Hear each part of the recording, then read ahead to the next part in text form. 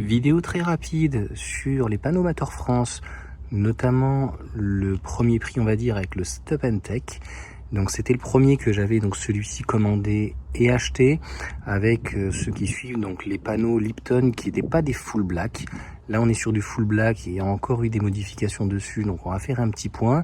Et là où j'ai été surpris en sortant donc le second Stop & Tech, donc qui m'avait envoyé avec des panneaux, eh bien c'est pas du tout le même. Tu vois qu'il y a un petit bouton rouge pour réinitialiser. Et en fait au fond en vidéo j'en avais déjà parlé, je suis pas sûr qu'on puisse le voir, là j'ai pas un accès qui est fantastique. C'est que, ouais, non, je suis à fond. Il y a l'antenne, en fait, du Wi-Fi.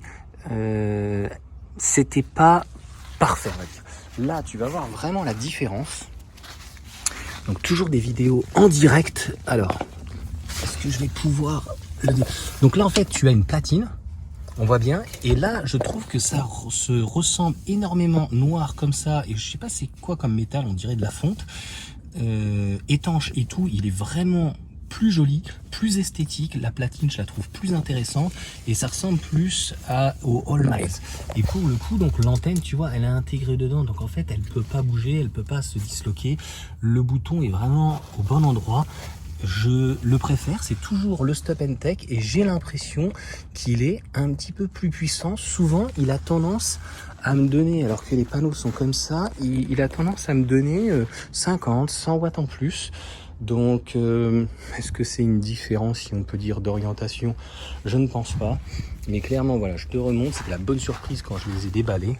Donc, le Stop & Tech, nouvelle génération, donc juste ici.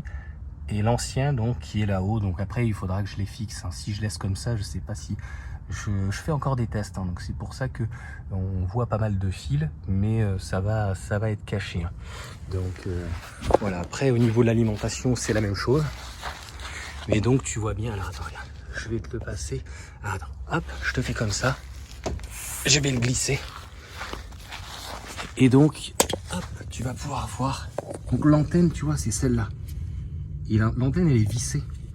Donc c'est moins bien, si on peut dire, intégré. Il est peut-être un peu plus petit, il est d'un tenant, mais l'autre fait un peu plus fini. C'est ça en tout cas que je voulais dire. En tout cas, il fonctionne vraiment très bien, donc les deux. Donc voilà pour ce petit retour pour les nouveaux panneaux. On est sur les 3 là, les 4 sur du 500 watts. Et donc il y a le 480, je crois qu'il y a un 490 ici, mais maintenant il propose des 430. Honnêtement 430 500 watts, c'est pareil dans la mesure en fait où le micro-onduleur est limité à 800 et souvent il va sortir entre 650 au max et 730. Voilà, ce qui est déjà très bien. Voilà pour cette courte vidéo, petite explication.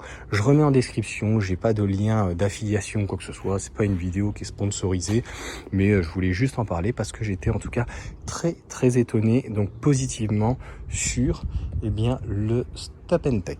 Allez, sur ce, ciao à tous.